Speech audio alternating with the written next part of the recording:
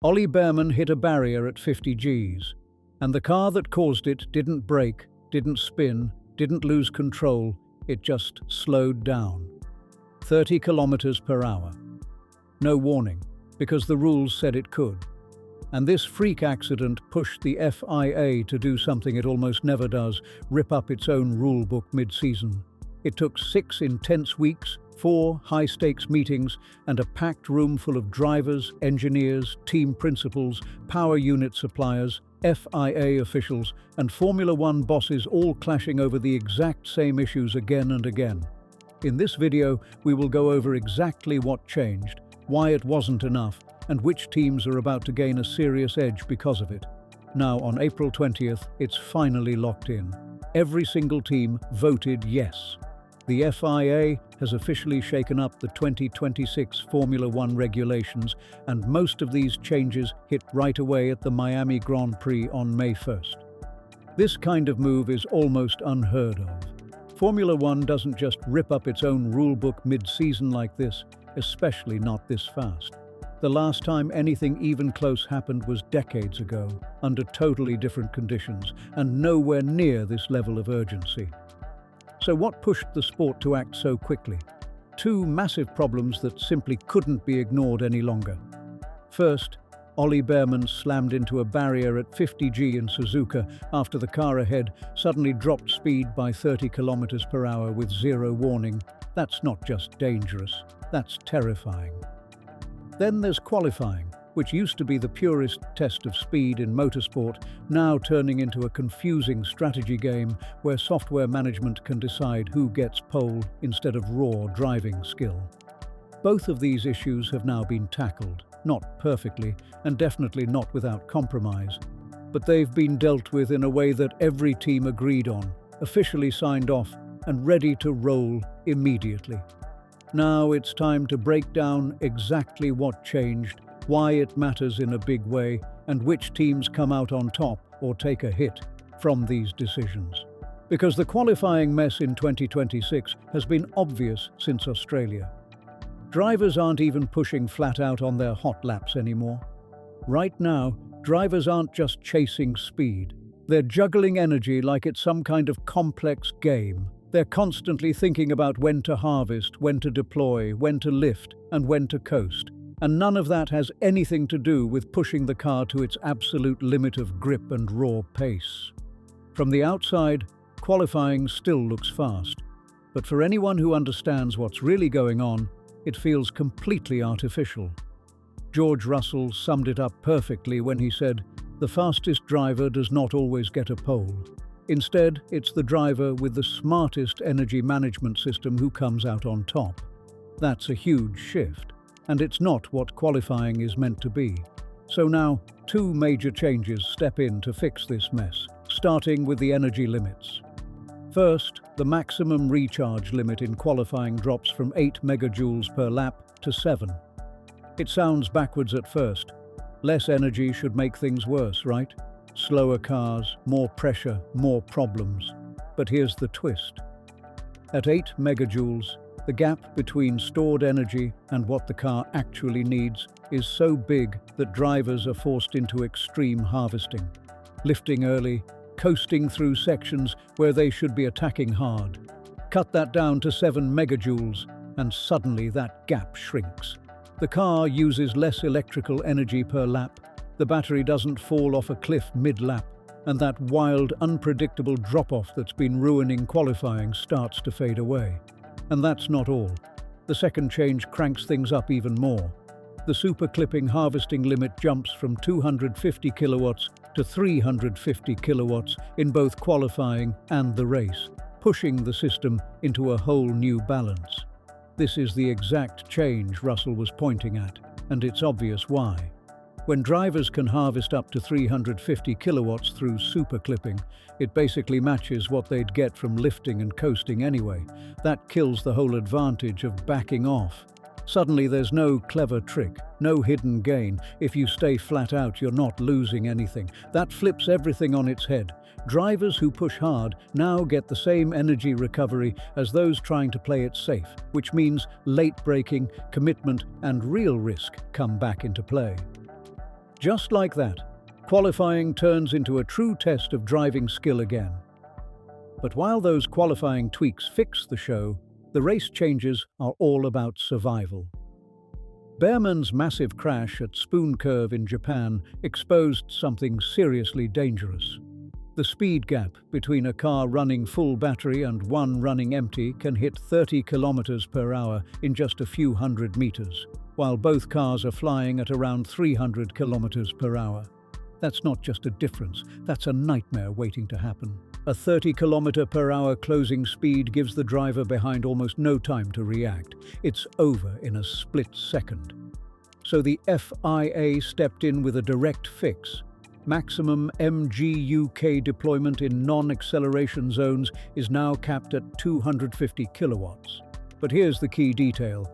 This only applies in specific sections, like from corner exit to braking points, including major overtaking zones. The full 350 kilowatts isn't gone. It's still there when it's actually needed, and that's crucial. The FIA isn't trying to kill overtaking or slow the cars down for no reason.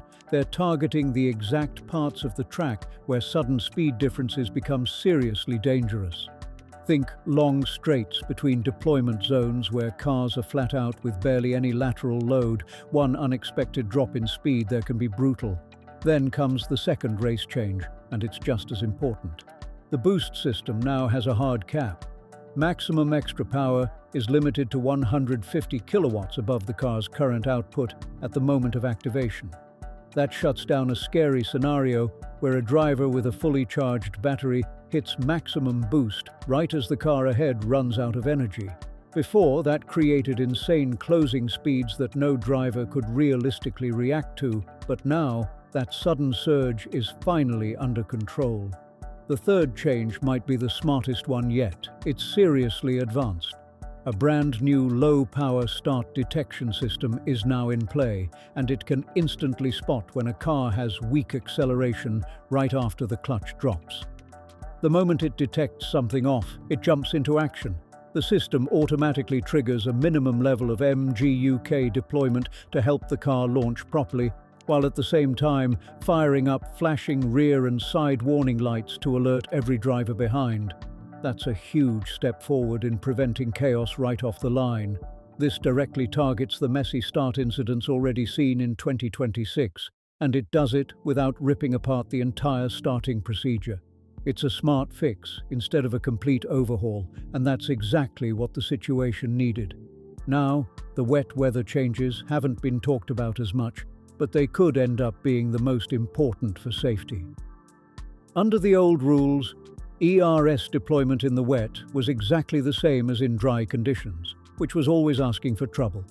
These 2026 cars produce massive torque through their electrical systems, and while that's manageable on a dry track with full grip, it becomes a serious problem when grip drops by 40% or more in the wet.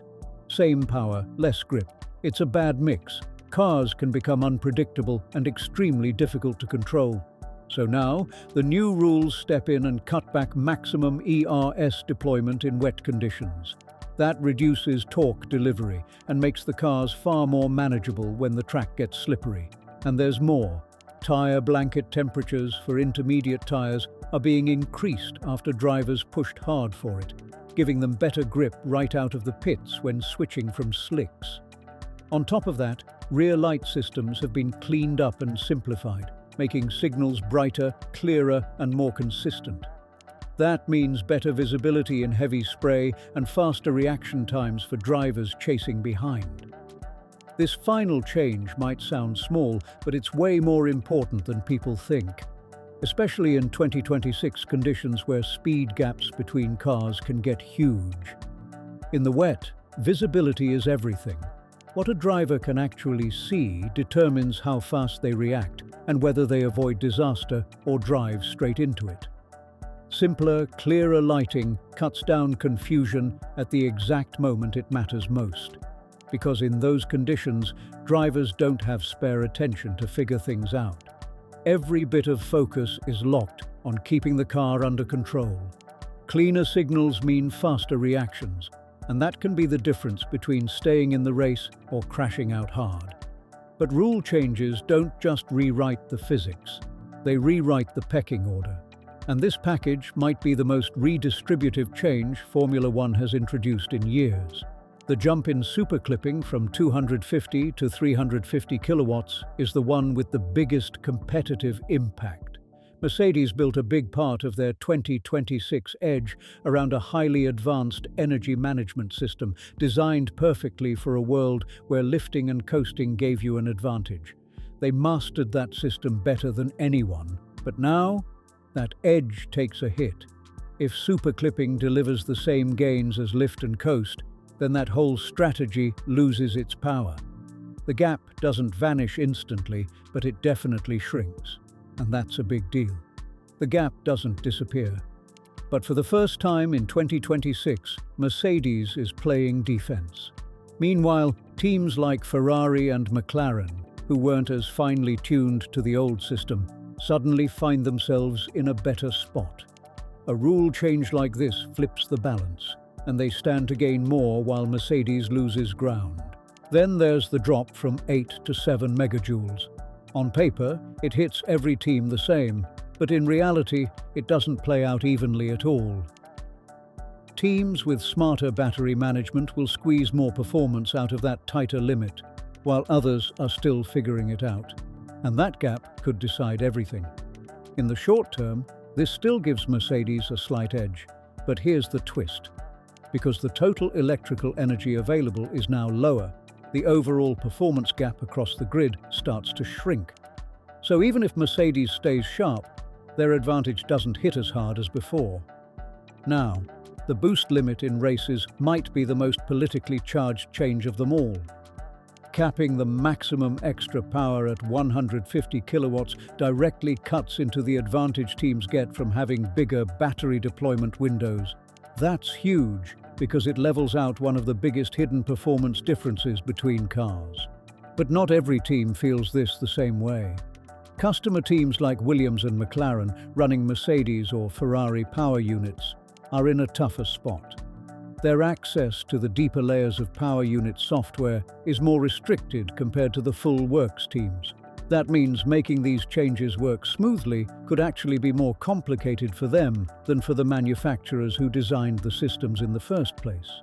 And then there's the bigger picture. This vote changes everything. A unanimous decision like this is almost unheard of in Formula One. Yes, rules have been adjusted mid-season before, but never this quickly, and never with all 11 teams agreeing at the same time. But don't get it twisted. Just because every team voted yes doesn't mean they love every part of it. It means they all looked at the situation and decided this was the better option compared to the alternative. Because heading into Miami with rules that already led to a 50G crash, qualifying sessions drivers are openly criticizing, and growing talk that the 2026 era is anti-racing. That wasn't sustainable. So the call was made. Still, let's be honest, these changes sharpen the edges, but they don't fully fix the core problems. The real issue hasn't gone away.